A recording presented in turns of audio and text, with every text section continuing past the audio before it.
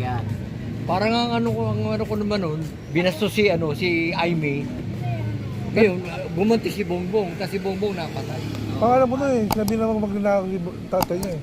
Parang sinabi natang magnanakaw tatay niya eh. Kaya pinatay niya. Yung parang magnanakaw.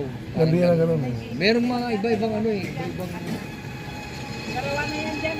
pinagmulan eh.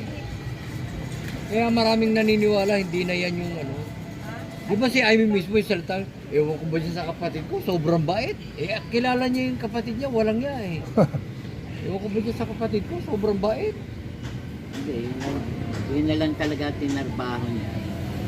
Problema ng pamilya, sa pera, yung talagang Hindi, kanila. usapan na kasi Eh si Aimee, anak natin eh.